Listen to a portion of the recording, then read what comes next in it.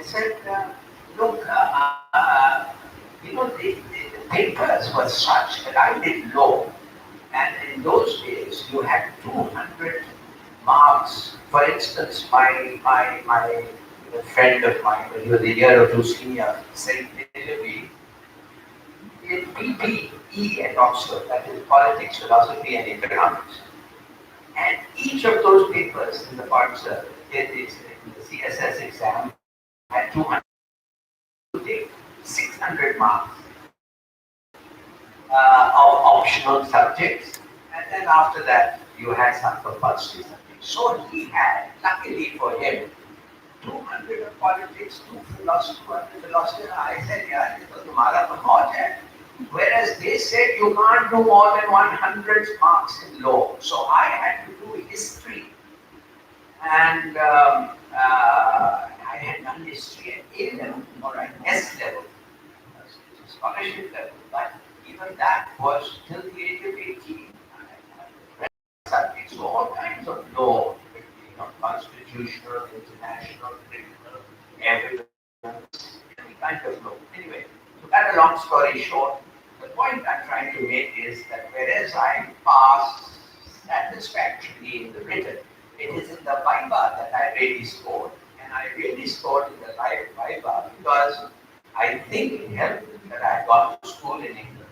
And it helped that I was a little more cosmopolitan. One didn't come from. And some of my batchmates did. One of them was a chap who came from Chittagong, Bengali, who said to me, we had to go through anyway. So, very important is how you present yourself in a Viva.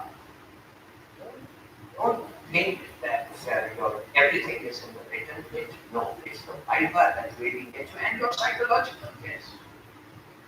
You will be astonished that the Britisher asked me, said to me, tell me, Mr. Hilaly, do your parents fight? So I said, well, yeah, I suppose no more than usual. He said, oh really? What do they fight about? I said, I'm sorry, I need the room and they fight. So he said, oh, I see. Tell me one thing, I was looking at your application form, and your first choice is the foreign service. Your second choice is the foreign service. And your third choice is the foreign service. Why? So I said, how do I know Pakistan? They said to me, try me. I said, no. It was a huge case. I said, have you heard of the case of the SDM, the sub-divisional magistrate in Ghana, who did not sentence somebody the government wanted put away for a few months? He said, I haven't read the case, but what's the point? I said, well, the magistrate was asked to twist the law so that he could sentence some man who the president or the president's cronies did not like. So he said, oh, so you're a rebel. I'm not a rebel, but I don't want to do things which go against my value system. And rather than face that, I'd rather go into the service where I don't have that problem. Oh, I see, I wouldn't carry out orders. And well, yes, if it went against my fundamental values, I wouldn't. I came back home. My father had, there was a gentleman called General Frere. He later became information minister under Yahya Khan. And he was our ambassador in Yugoslavia at the time.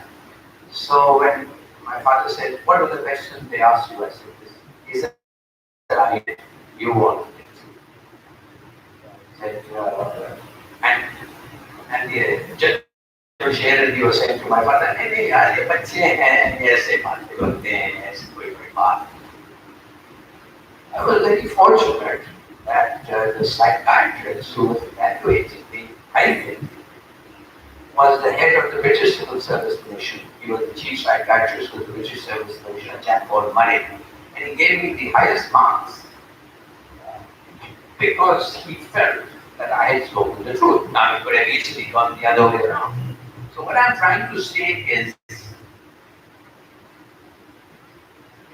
not who is examining you, who are the people sitting there and who isn't. The Bengali was asked, he said, what's your sport? And he said, my sport is cricket.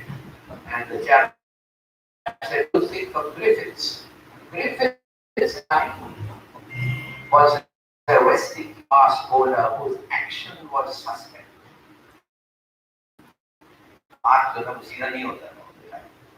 So this Bengali turned around and said, no, it's only good match.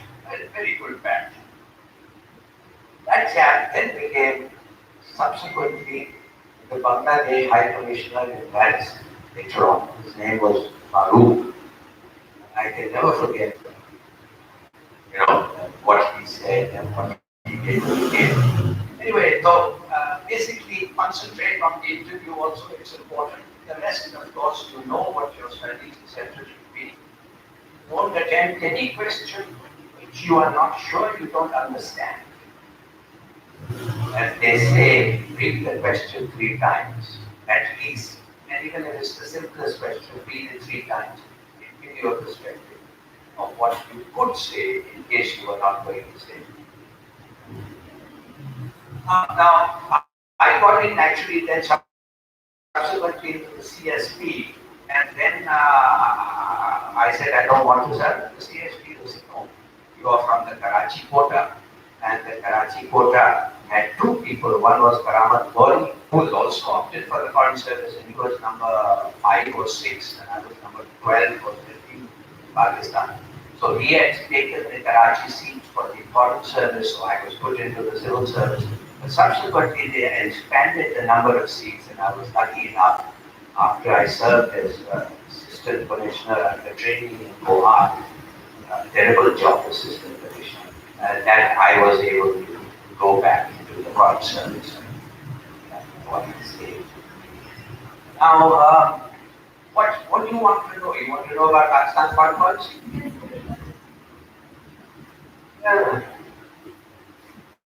Let's face it, I think we have India-centric policy.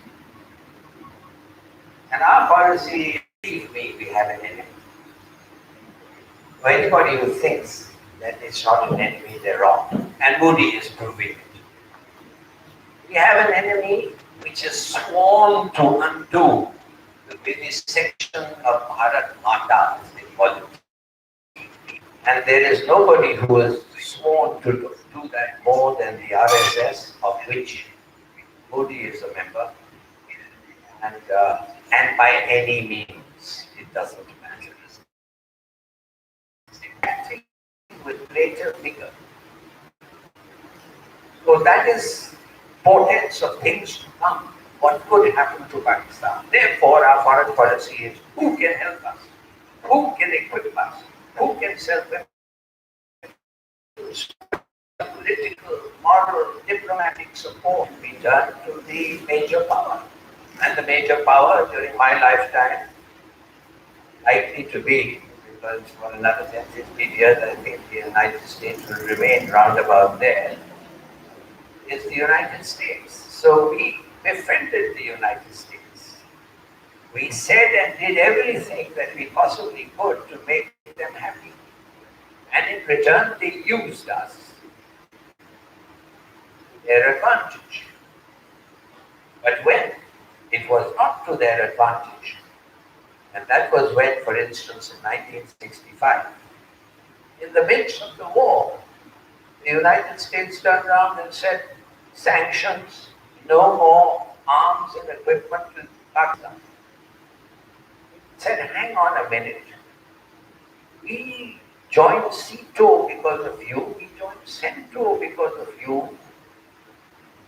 We did everything for you. We gave you bases, Bata Bear. We incurred the hatred of the Soviet Union. Now, in the midst of this war, you tell us you want to stop. They said, yes, well, that's your problem. We never told you that we would help you against India. We only said that we would help you against communists. So there we were. And you may not know this, but we had about 10 days ammunition left. We had only 10 days ammunition left in the 1965 war, where the Americans had stopped. And another reason was that our soldiers, when you have a lot of something, you use it. And every time a push moved anywhere, they used to empty magazines